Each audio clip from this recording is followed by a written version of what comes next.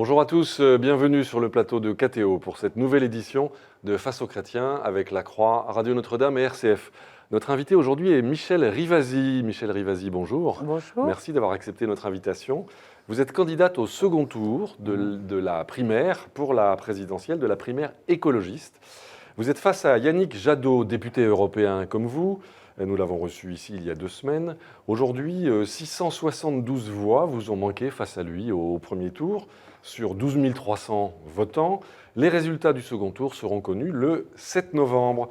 Ce scrutin a été marqué, il faut le rappeler, par l'éviction de Cécile Duflot, qui a été ministre de l'écologie. Quant à vous, vous êtes députée européenne depuis 2009. Vous avez été également députée de la Drôme à l'Assemblée nationale. Vous avez été aussi directrice de Greenpeace France. Votre expertise est reconnue dans le domaine du nucléaire, de la santé environnementale. Vous estimez en ce moment qu'une bulle verte peut surgir durant cette année électorale. Vous nous en direz plus. Vous excluez une alliance nationale avec le Parti socialiste et vous êtes, disons, réticente devant le virage écologiste de Jean-Luc Mélenchon. Vous serez interrogé dans cette édition de Face aux chrétiens par Sébastien Maillard pour La Croix, par Alain Baron pour Radio Notre-Dame. Bonjour. Et par Damien Le Boulanger pour RCF. Bonjour. C'est Sébastien Maillard qui vous pose la première question. Michèle Rivasi, nous nous voyons effectivement à la veille du second tour de cette primaire.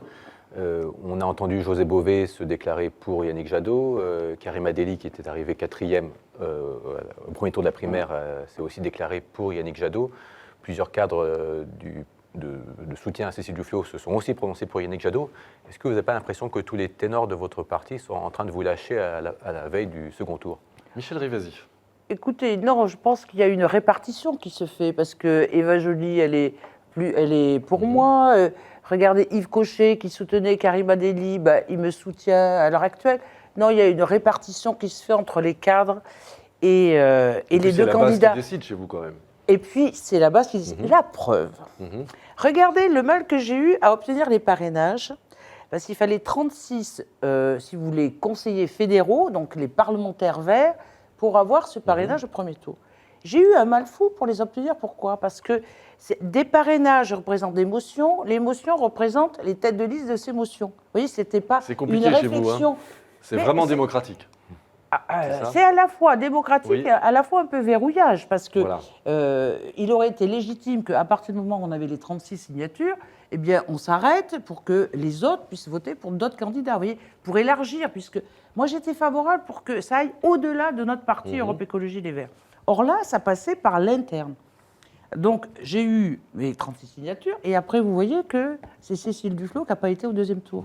Donc vous voyez que ce n'est pas représentatif. Donc vous comptez sur la base alors? Ma candidature, qui est une candidature de terrain, de combat depuis 30 ans, parce que vous avez rappelé le nucléaire, mais il y a tout le problème aussi des entreprises qui rejettent dans la mer, il y a tout le problème de la santé, il y a tout le problème des pesticides, etc. Ce sont les associations qui se sont inscrites, qui ont payé 5 € pour pouvoir voter pour moi. Et donc, alors bien sûr, il y a eu l'interne d'Europe Écologie Les Verts, mais il y a eu beaucoup de gens extérieurs qui se sont inscrits. Donc tout est encore possible. Mais exactement. Donc les jeux sont très ouverts. Très bien. Et que, les soutiens, vous voyez qu'ils se répartissent de façon assez équitable entre les deux candidats. Alain Baron, Radio Notre-Dame. Oui, il y aura donc un candidat écologiste à la présidentielle, quel qu'il soit. Il n'y a aucune alliance possible avec le PS et vous pouvez pas l'envisager? Moi, je n'y crois pas du tout. Parce que, le PS a énormément déçu depuis ces 5 ans. Vous voyez, les accords qu'il y avait eu quand Cécile Duflot et Pascal Canfin sont rentrés dans le gouvernement, c'était quand même l'écotaxe, vous voyez, pour limiter les poids lourds et que les poids lourds participent. Et l'écotaxe, on ne l'a pas vu. Bon, ça ne s'est pas fait. Il y avait l'arrêt des vieilles centrales, dont Fessenheim. Il y avait eu un engagement même de François Hollande. Ça ne s'est pas fait.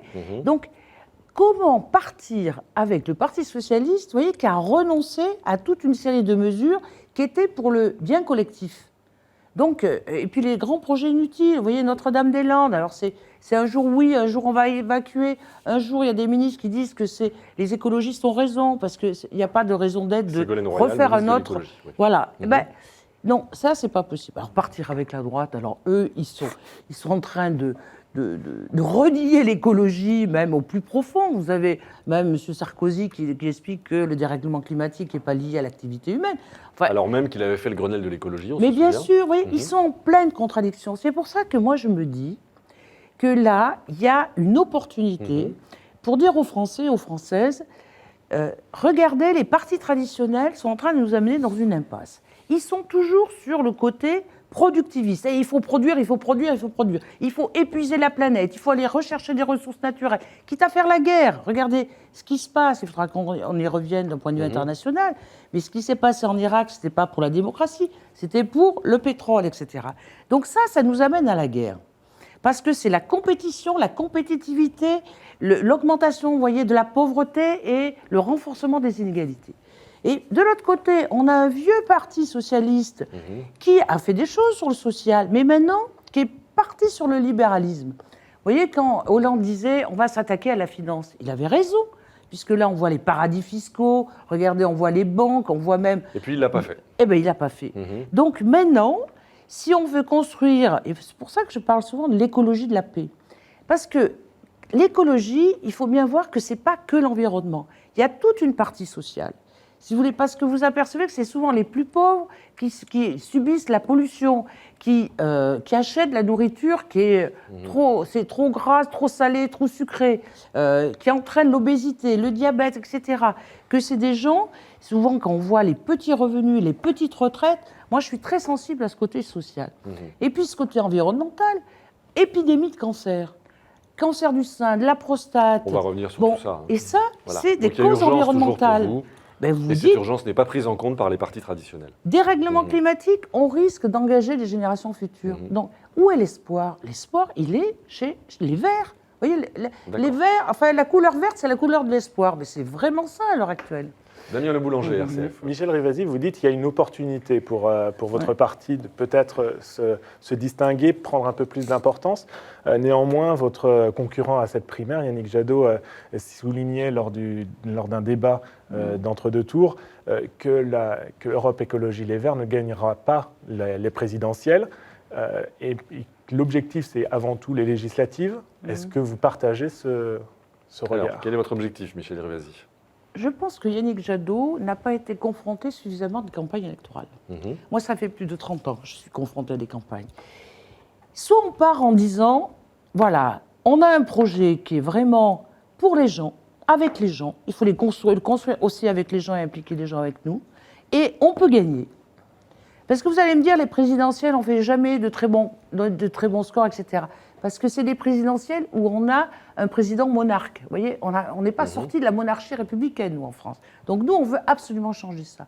Mais quand vous allez de l'avant, quand vous dites, si vous venez avec nous, on pourra changer la Constitution, on pourra construire, vous voyez, une économie plus distributive que ce qu'on a, on pourra en plus sauvegarder l'environnement, etc., eh bien, c'est pour gagner.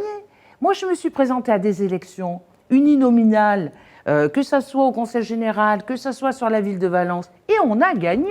Si j'étais partie en disant « Ah, mais on ne va pas gagner, mais on va construire, on va crédibiliser l'écologie politique », les gens, ils veulent quoi? Donc vous savez ce que c'est que de revenir de loin. Exactement. C'est ça. Et jamais rien n'est perdu. Le tout, il faut de la conviction, il faut avoir un programme, je dirais, et là, moi, c'est après la deuxième étape, co-construit avec les gens. Vous voyez que vous donnez un cadre, mais après, les gens sur le terrain, il y a plein d'initiatives locales à l'heure actuelle. Il y a plein de solutions apportées par les gens. Et bien ça, il faut l'enrichir et dépasser les partis politiques. Dépasser les partis. Sébastien Maillard, la Croix. Frédéric Mounier a parlé de bulles vertes pendant cette campagne. Est-ce que pour vous, c'est ça l'image? C'est faire une bulle et après qu'il éclate ou qu'est-ce qui se passe? C'est une bulle qui a beaucoup de contenu. Vous voyez, ce n'est pas la bulle Macron. Parce que la bulle Macron, moi j'ai bien aimé l'image de M. Bayrou qui disait Macron, c'est un hologramme. On ne sait pas.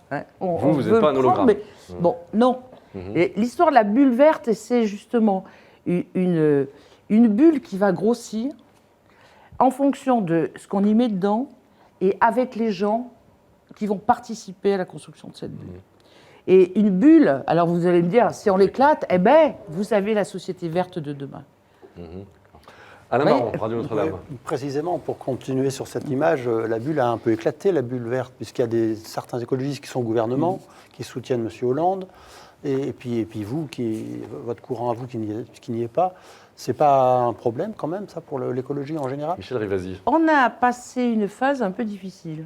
effectivement, et Europe Écologie Les C'est le moins Verts. qu'on puisse dire, comme le parti a voyez, explosé. Quoi. Rappelez-vous, en 2009, moi, quand je me suis présentée aux élections européennes, il y avait toute la bande là, de Dany, il y avait Yannick Jadot, Eva Joly, moi-même, etc. Et c'était une dynamique, on était sur l'autonomie. Vous voyez les ingrédients, autonomie, vous voyez, ni droite ni gauche, autonomie. Un programme très innovant, on parlait du Bruxelles de l'emploi, vous voyez, on avançait toute une série de choses. On y croyait énormément à cette Europe, d'ailleurs. Mais c'était les européennes, un scrutin proportionnel, et ce qui Oui, va mieux. mais Plus accessible, peut-être. Quand même, le projet et l'adhésion au projet, même si c'était les européennes, on a fait quand même, moi je vois dans ma région, on avait fait 23, plus que le Parti socialiste. Et en moyenne, on avait fait 16%. Donc, il y avait Mais la condition, une c'est vraie l'autonomie, adhésion. c'est ça. Là L'autonomie aussi- des partis. L'autonomie des partis. L'autonomie de l'écologie politique. Après, il y a eu des accords. Alors, régional, encore, ça s'est pas mal passé.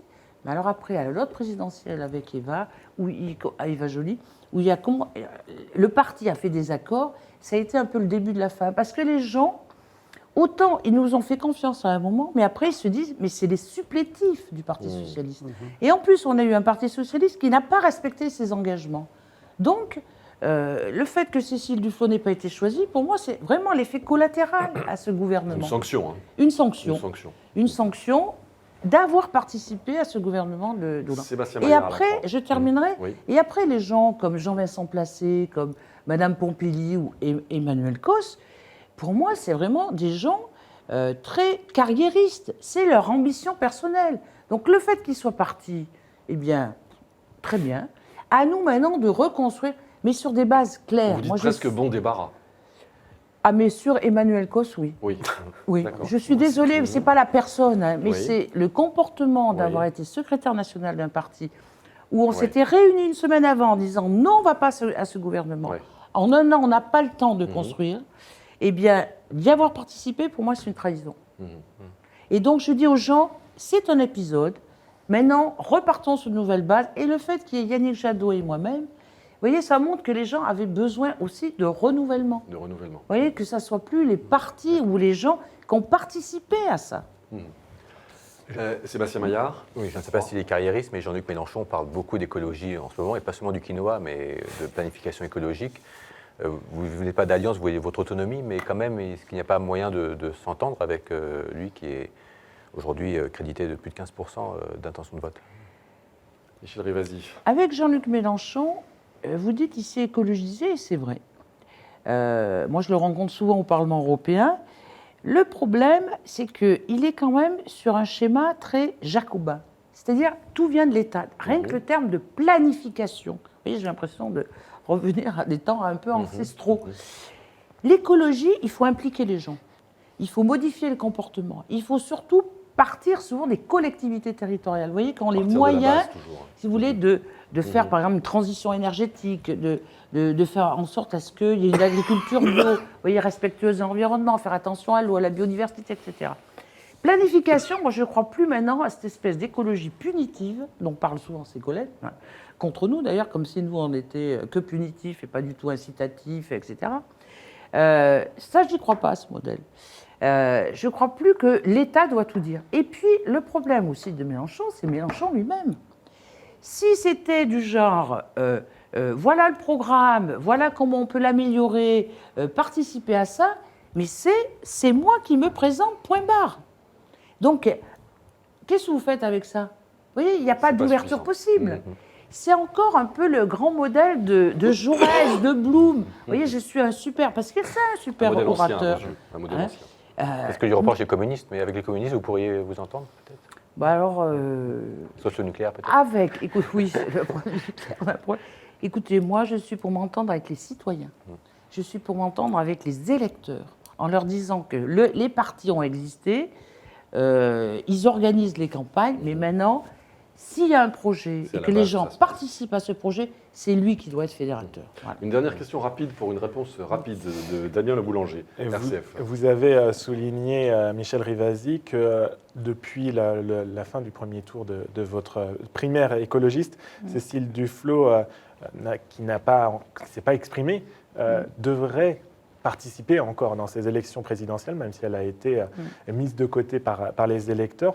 En quoi elle a un rôle, puisque vous soulignez il y a quelques minutes que ces personnalités ont desservi l'écologie politique. Michel Rivasi, Cécile Duflot. On ne gagne jamais une élection seule. Depuis que je me suis engagée, j'ai dit on fonctionnera toujours en équipe. On était 4. Yannick, Cécile, Karima et moi-même. Et suivant le candidat, que ce soit Yannick ou moi maintenant, il faut qu'on soit à 4 et qu'après on élargisse. Cécile Duflot s'est engagée à aller au niveau des présidentielles. Je crois en sa parole et elle participera. C'est pas de dire tu as perdu, tu n'existes plus. Elle a participé, vous voyez, au développement de l'écologie politique. Donc elle a toute sa place dans l'écologie politique. C'est pas parce qu'un jour vous avez perdu une élection que vous n'existez plus. Et donc moi je suis pour dire, venons ensemble et travaillons ensemble. Et d'après ce que j'ai entendu, elle est tout à fait favorable. Mais je comprends que là, vu l'échec, c'est quand même difficile d'un point de vue personnel. Mais c'est quelqu'un qui va rebondir et qui va participer à l'élection présidentielle. Très bien, Michel Rivasi, nous avons encore beaucoup de questions à vous poser. Nous allons marquer une première pause dans cette édition de Face aux Chrétiens. Nous nous retrouvons dans un tout petit instant. À tout de suite.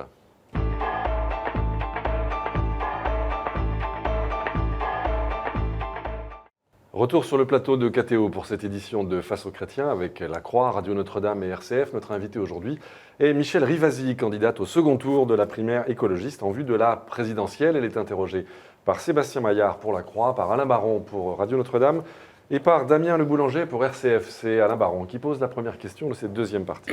Oui, vous rappeliez tout à l'heure votre fibre sociale et vous parliez aussi à un moment d'écologie punitive. Est-ce que ce n'est pas de l'écologie punitive que d'interdire les vieilles voitures en ville qui sont soi-disant plus polluantes que les anciennes, que les nouvelles? Ça se fait à Paris déjà, ça va se faire à Grenoble, où il y a un maire écologiste.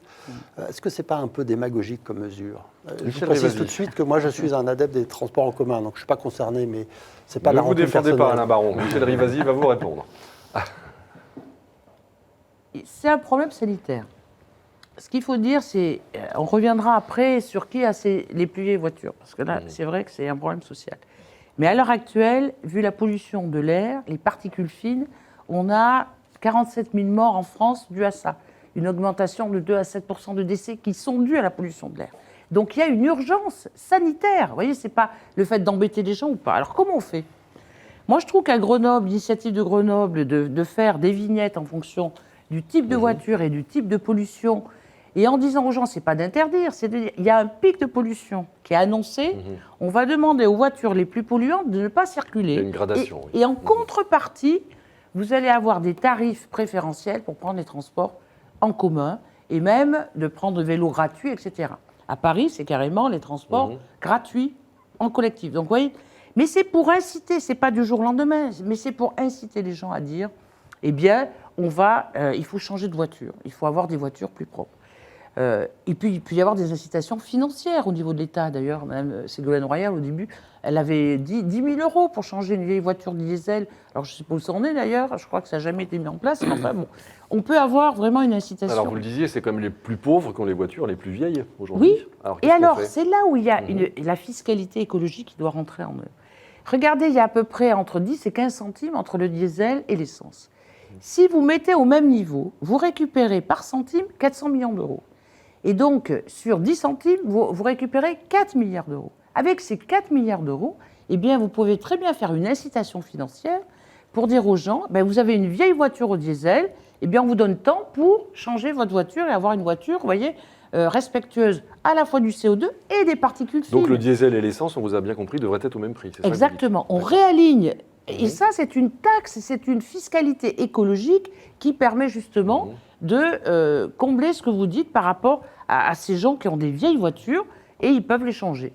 Damien Le Boulanger, RCF. Les évêques ont publié une lettre ouverte, un grand document autour d'un renouvellement de la politique.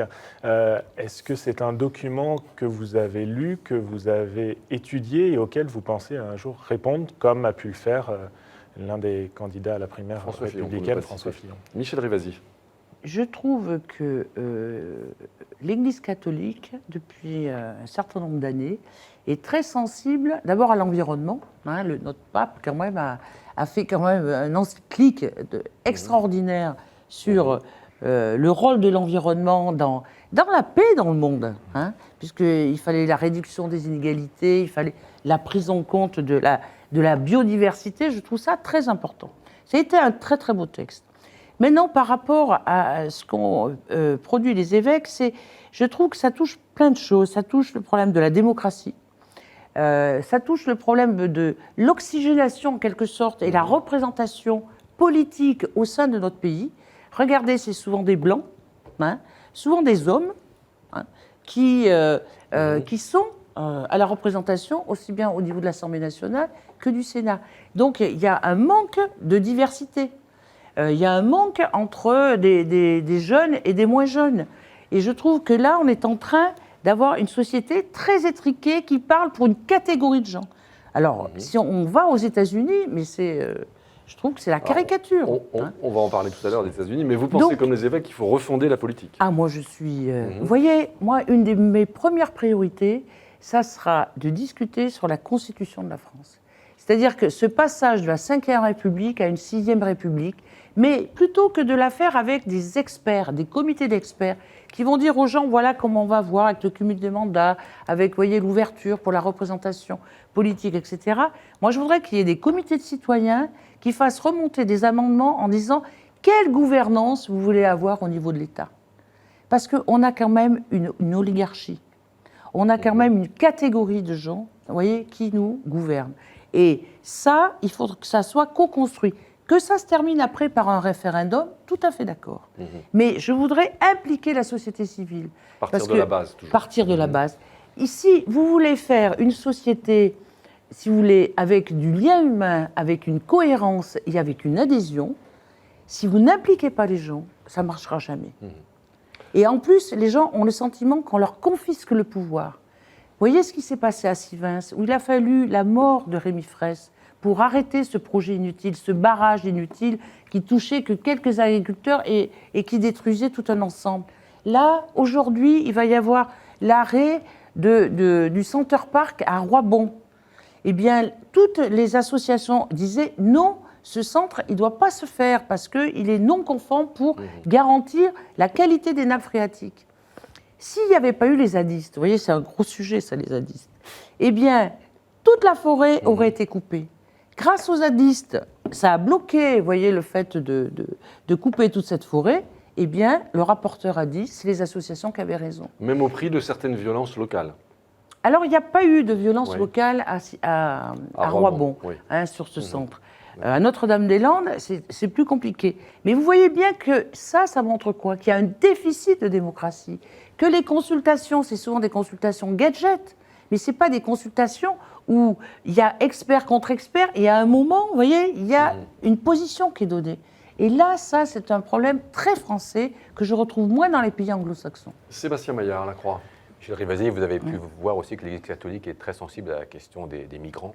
Vous étiez hier près de Dunkerque, au camp de Grande-Sainte. Ouais. Pour vous, c'est un modèle de ce qu'il faut faire, ce camp? Michel Rivasi. C'est un problème énorme, le problème des réfugiés. Moi, je voulais voir, à partir du moment où on a démantelé la jungle, où en était la situation, d'autant plus qu'un maire écologiste, Damien Carême, quand il avait vu la situation de 2500 réfugiés dans des conditions lamentables, en plus de Calais, hein, a décidé avec Médecins sans frontières de créer, si vous voulez, un centre d'accueil et d'humanité, comme il appelle, hein, ou humanitaire. Et dans ce centre, vous voyez, vous avez des maisons en bois, etc. Vous avez une école, vous avez des lieux... Ça se passe plutôt bien. Et ça se passe très bien. C'est géré par les ONG, les associations. Et en plus, avec l'accord de la communauté, vous voyez, de communes de Dunkerque. Bon, donc ça, je trouve que c'est intéressant. Mais ça ne résout pas le problème du flux. Alors, le problème, c'est que, bon, on démantèle la jungle. Après, donc, il y a certaines personnes qui sont venues à ce centre de transition et d'accueil. Et moi, la question que je me pose, c'est est-ce qu'on a résolu le problème? La réponse est non. On le voit aujourd'hui à Paris. Parce que, soit, vous voyez, on fait un déplacement du problème. Soit ils viennent à Grande-Sainte, et là encore, ils sont gérés, moi, je veux dire, d'un point de vue dignité humaine, c'est tout à fait correct, sauf que le camp est plein. Vous voyez, ils peuvent pas recevoir Et les plus gens de continuent 1100. à arriver. Et ils continuent à arriver. Et donc, ils vont à Paris. Donc, moi, je pense que là, il faut avoir un discours très clair avec les gens. Il faut dire, ce flux ne va pas s'arrêter. Alors, de deux choses l'une. Soit on fait la politique de l'autruche, cachez-moi ces camps que je ne saurais voir, ou ces gens que je ne saurais voir. Soit on dit, comme ça va venir, eh bien, il faut demander à toutes les grandes villes, vous voyez, de faire des centres d'accueil et d'orientation. Alors, pas énorme, parce que si on fait des... Vous voyez, quand on dépasse les 1000, c'est compliqué. Mais disons de 300-400 personnes, là, ils peuvent faire leurs papiers, et ensuite, on va demander à des mairies, quelles sont les mairies qui sont capables d'accueillir 3-4 familles. Moi, dans la Drôme, mais dans d'autres régions aussi, vous avez des gens et des mairies, avec les associations qui ont accueilli des familles, ça renforce des écoles, ça crée même des emplois parce que vous avez l'augmentation du commerce, etc. Donc ça peut Et bien ça se passe passer. très bien. Il faut parler au cœur des gens en disant ça peut être nous, toutes ces familles. Vous voyez, c'est quand on voit tous ces enfants, tout ça, on se dit mais 66 millions d'habitants en France, on n'est pas capable d'accueillir 30 000 personnes, puisque à l'heure actuelle, ça a été la demande de la Commission européenne. Il y avait 160 000 personnes à accepter sur l'ensemble de l'Europe, vous voyez, de façon équitable. La France devait en accepter 30 000. Alors plutôt, organisons ça. Et puis faisons en sorte à ce qu'on intègre des gens, des familles. Ils sont les premiers à vouloir parler le français, les premiers, parce que vous avez des gens qui sont des médecins, infirmiers, etc., qui peuvent participer à la vie. Il faut financer tout ça aussi.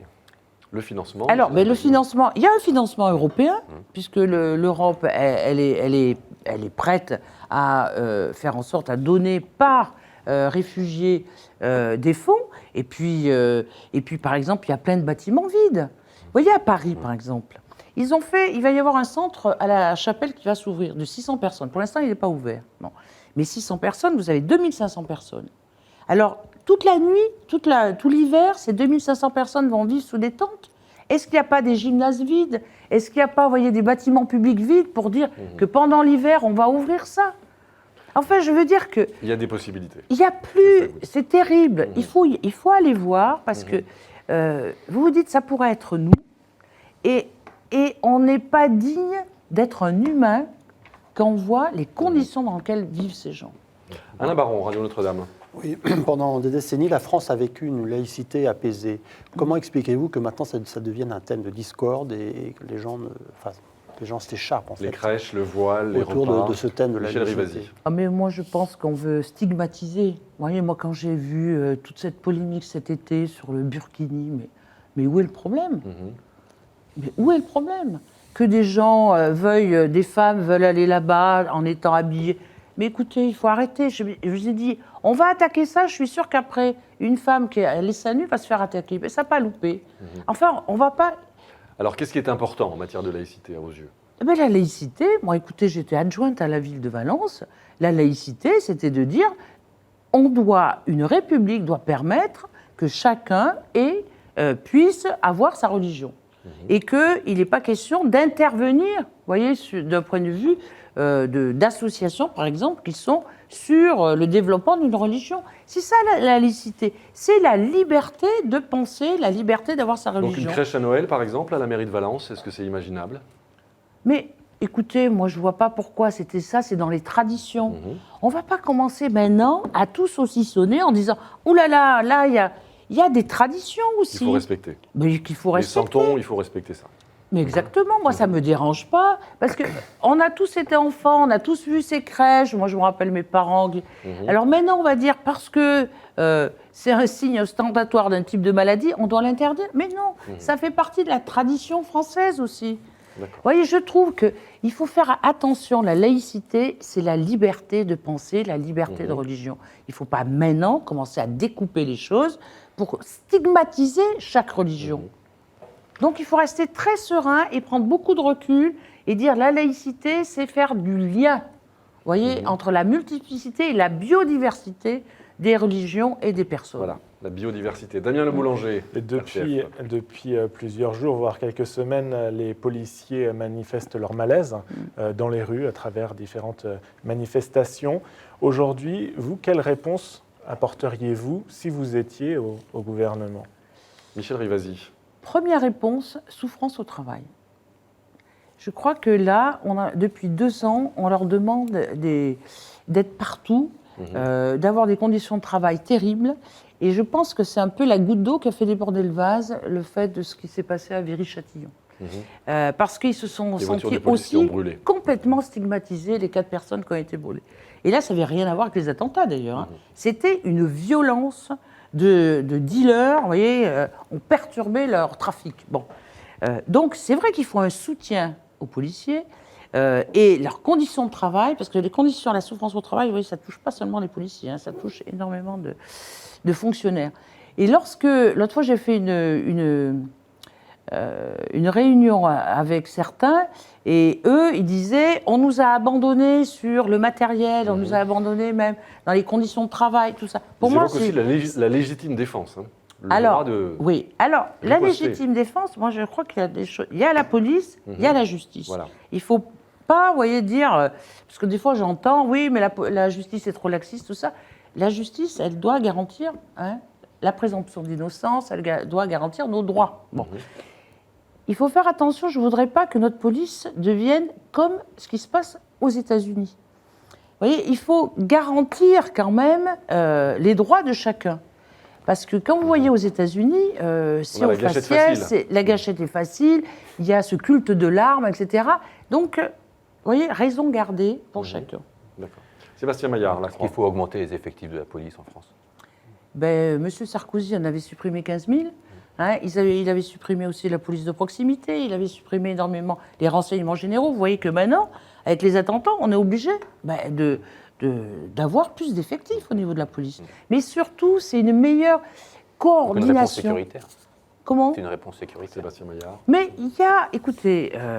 Michel Rivasi. Moi, je ne suis pas pour mettre un policier devant chaque individu, mais je comprends que si on en a supprimé 15 000, il en faut, puisqu'il faut garder certains établissements à risque, etc.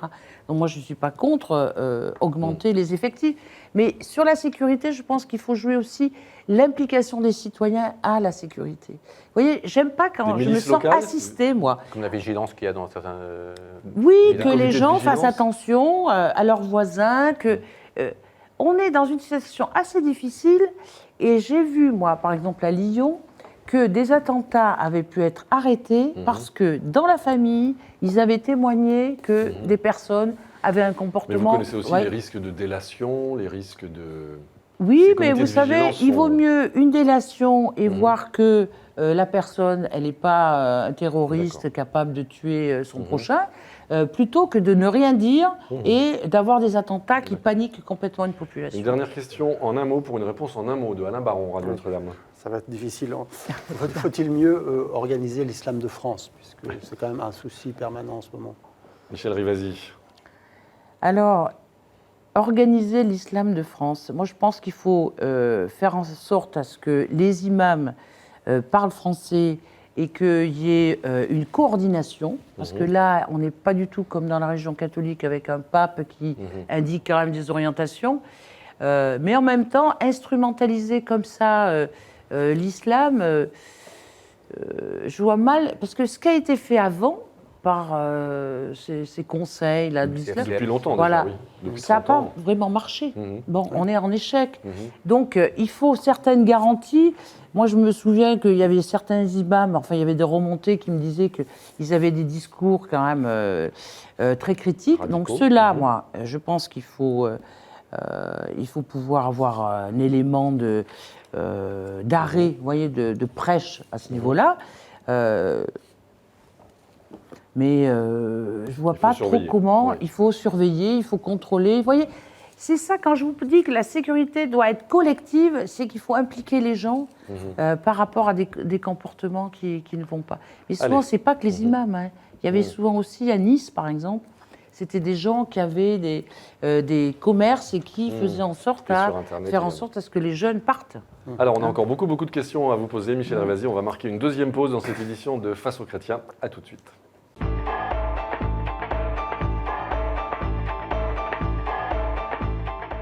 Retour sur le plateau de KTO pour cette édition de Face aux chrétiens. Notre invité Michel Rivasi, candidate écologiste à la primaire des écologistes pour l'élection présidentielle, candidate au second tour avec les résultats qui seront connus le 7 novembre. Elle est interrogée dans cette édition de Face aux chrétiens par Sébastien Maillard pour La Croix, Alain Baron pour Radio Notre-Dame et Damien Le Boulanger pour RCF. C'est Damien Le Boulanger qui pose la première question. Michel Rivasi, vous êtes députée européenne.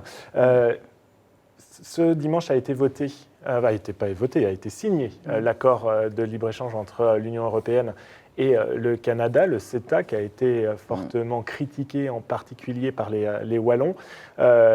Pour vous, ça a été un coup d'épée dans l'eau, cette sortie de la Wallonie? Michel Rivasi, spécialiste de l'Europe.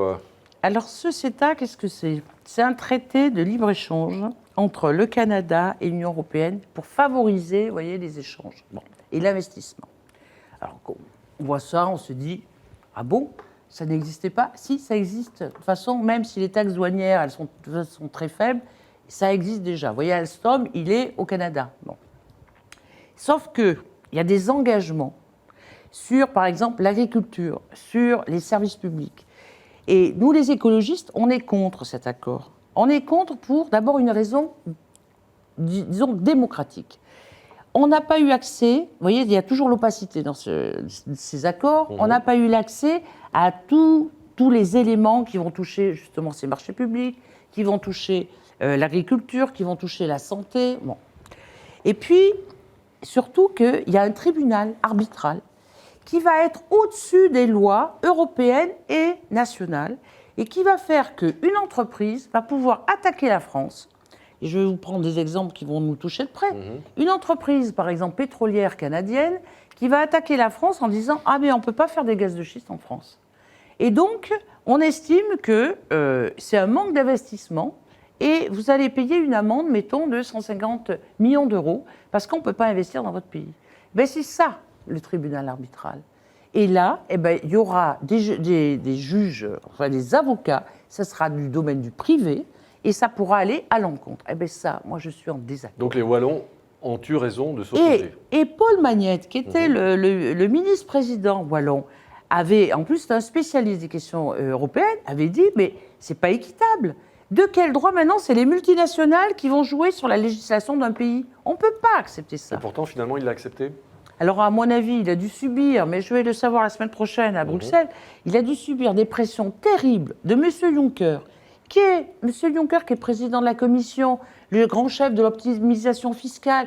On a à la tête de l'Europe quand même des gens qui sont, vous voyez, pour faire sauter les réglementations. Or, c'est les réglementations qui protègent les citoyens, à la fois sur la santé, mais aussi sur le commerce. Quand on aura nos agriculteurs avec énormément de viande bourrée d'antibiotiques canadiennes qui viendront en France, et la viande française qui ira là-bas, quel est l'intérêt par rapport à la COP21 et au dérèglement climatique? Vous voyez qu'il y a une incohérence totale, c'est pour favoriser l'intérêt privé, l'argent, l'argent et l'argent. Mais donc ça ne servi à rien, cette sortie de Wallon. Eh bien, ça a servi parce que ça a sensibilisé les autres États, mais l'histoire n'est pas finie. Parce que le Parlement européen doit voter soit fin décembre, soit début janvier 2017. Donc on va faire, avec les associations sur le plan européen, une pression terrible pour que les parlements nationaux ne signent pas. Et nous, le Parlement européen, s'il ne signe pas, s'il ne ratifie pas, il n'y aura pas la mise en œuvre de ce traité. Sébastien Maillard, La Croix. Michel Rivasi, on peut comprendre vos réserves sur le fond, sur le tribunal d'arbitrage, mais la Commission avait un mandat pour négocier ça, c'est donc prévu par le droit européen qu'elle est politique commerciale. Est-ce que c'est démocratique qu'une petite région d'Europe bloque tout? Mais c'est génial. Ah bon, c'est démocratique ça? Mais bien sûr, pourquoi un petit État ne pourrait pas dire non à des grands États comme l'Allemagne, la France, etc. Si vous dites, on est 28 États, on est à égalité, vous n'allez pas commencer à dire, ah mais vous avez 3,5 millions de personnes et vous en avez 90. On parle même d'une région, pas au sein d'un État. Mais la Donc, région, la Bretagne peut s'opposer avec aussi à... les 3 régions, il y avait Bruxelles quand même et la Wallonie, Il n'y a que les Flamands qui étaient contre. Et c'est eux-mêmes qui avaient dit il faut une compétence sur le commerce. Eh bien, le respect du droit. Vous vous rendez compte, si vous dites ça, ça veut dire que dans une communauté de communes, parce qu'il y a une petite commune qui a, mettons, 100 ou 150 habitants, Voilà. avec une grosse commune, eh bien, si la petite commune dit non, eh bien, on dit on n'en tient pas compte parce que c'est que 150 personnes. Est-ce que c'est pas pour cette raison que les écolos sont bloqués entre eux déjà, cette ultra-démocratie? Est-ce que finalement, il ne faut pas en payer le prix d'une certaine façon?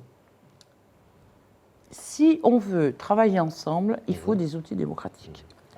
Là, en l'occurrence pour le CETA, on a une loi. Mais quand la loi nous dérange, on dit c'est pas significatif. Donc, vous voyez que c'est 2 poids 2 mesures. Si on veut des liens, si on veut construire la paix, il faut le respect de chacun. De chacun. À la fois de chaque individu, Le tout respect à des l'heure on compétences parlait des à chaque réfugiés, échelon. mais aussi de chaque État. Et de chaque compétence à chaque échelon. Et de chaque compétence à chaque échelon. À partir du moment où il y a les compétences au niveau régional, ben je ne vois pas pourquoi on stigmatise les Wallons. En plus, il travaille pour l'intérêt général. Il n'a pas dit ça va me pénaliser, moi, la Wallonie. Il dit c'est un déficit démocratique sur l'ensemble des pays européens.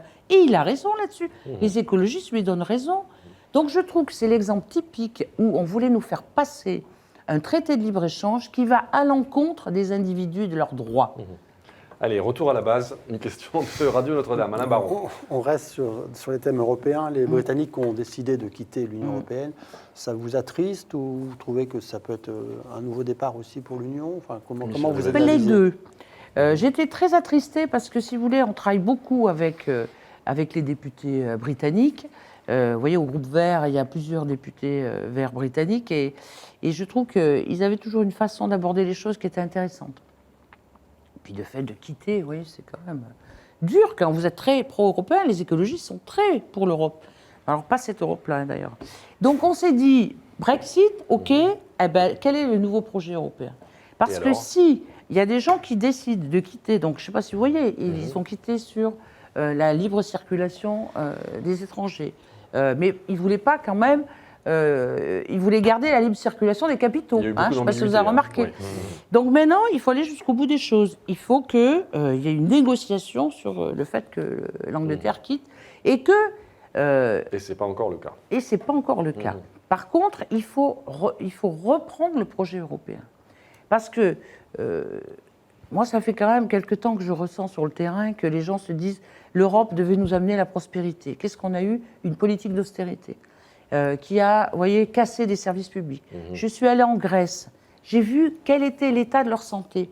Et pourquoi? Parce qu'il y avait la Troïka, vous voyez, qui réunissait la Banque Centrale Européenne, qui réunissait la Commission et le FMI, et qui demandait de couper les budgets au niveau de la santé. Mais je dis, mais moi, je ne veux pas faire partie de cette Europe, parce qu'il y a la Commission.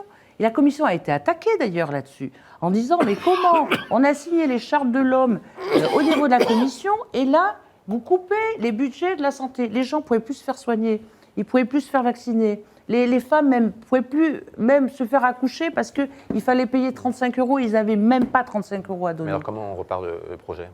Ah ben, je pense que là, il va falloir faire une grande constituante au niveau de ces élections en 2019, en disant c'est quoi le projet européen.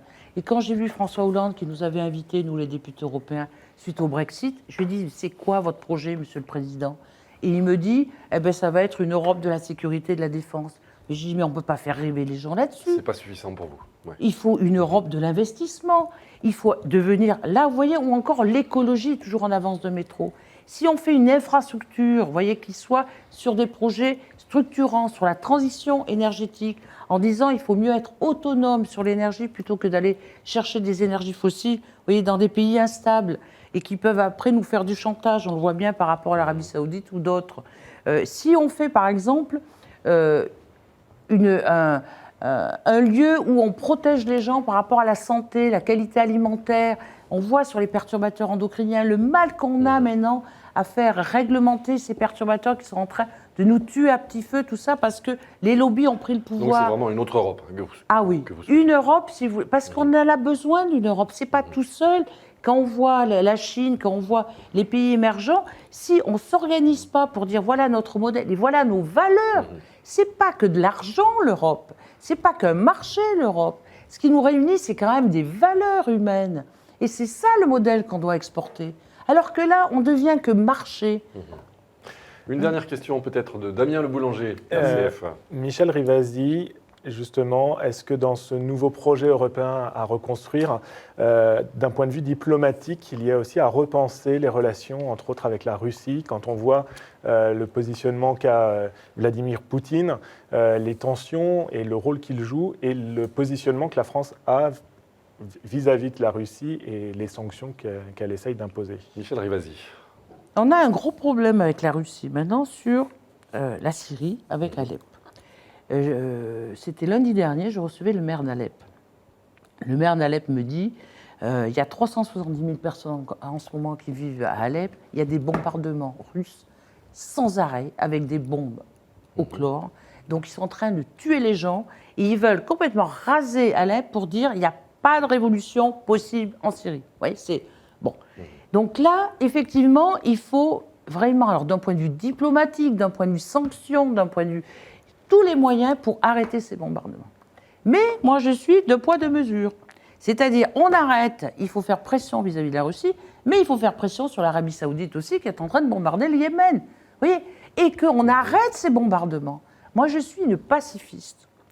Je dis que quand on regarde l'historique de ce qui se passe, même le problème des réfugiés, quand les Américains ont bombardé l'Irak, soi-disant pour introduire la démocratie, pensez donc que c'était pour avoir accès, notamment au niveau du pétrole, eh bien, ils ne sont pas restés, donc ils n'ont pas construit la démocratie. Et là, il y a eu Daesh qui s'est On peut créé. vraiment être pacifiste encore aujourd'hui dans ce monde de violence, Michel Rivasi? Écoutez, quand on vend des armes, comment la France en vend et l'Allemagne, quand on vend des armes, on vend la guerre. Bon, donc à un moment, je trouve qu'on est dans un état de violence vraiment planétaire, mais on n'en est co-responsable, je suis désolée de le dire. Quand je vois notre ministre de la Défense qui est tout content parce qu'il a vendu des armes, il a vendu le Rafale, etc., mais il va y avoir le boomerang. 200 000 emplois en France? Mais oui, mais vous ne pouvez pas. Voilà, 200 000 emplois à court terme Oui. pour avoir les guerres à moyen et long terme. Moi, je dis, il faut qu'on raisonne. On n'a plus des grands chefs d'État. On a des petits souverains sans mémoire en ce moment. Vous voyez, c'est terrible. Avant, on avait... Regardez, quand il y a eu Mandela, quand il y a eu des gens qui ont pris le dessus sur Vous rêvez le... de monarque républicain, d'une certaine façon. Eh bien, on a des petits souverains sans mémoire. Rappelez-vous de ça. Très bien. Bah, Et c'est écoutez. très grave pour la suite. Donc moi, je voudrais qu'on prenne de la hauteur et qu'on arrive à construire la paix. Et que là, avec nos agissements, nos bombardements, vous savez, quand vous bombardez, même en Syrie, contre Daesh, etc., parce qu'il faut supprimer Daesh, c'est une priorité. Vous êtes bien d'accord là-dessus? Ah, on est bien d'accord. Mais il y a façon et façon de le faire. Parce que si on bombarde, vous tuez la société civile. Si vous tuez la société civile, les gens vont se retourner contre vous. Regardez ce qui s'est passé en Afghanistan. Les interventions extérieures n'ont jamais construit la paix. Très C'est bien. terrible, mais c'est un constat. Michel Rivasi, ce sera votre dernier mot. Merci pour ce vaste tour d'horizon mondial, Merci européen, à vous. français que nous avons pu réaliser avec vous. Je rappelle que vous êtes candidate au second tour de la primaire écologiste en vue de l'élection présidentielle et que les résultats seront connus donc le 7 novembre. Notre invité la semaine prochaine sera Alain Juppé, maire de Bordeaux et candidat donc à la primaire de la droite et du centre en vue de l'élection présidentielle. Vous pouvez évidemment retrouver cette édition de Face aux Chrétiens et toutes celles qui l'ont précédée sur les sites respectifs de La Croix, KTO, Radio Notre-Dame et RCF. Nous vous remercions de votre fidélité et nous vous disons à la semaine prochaine. Merci à vous tous.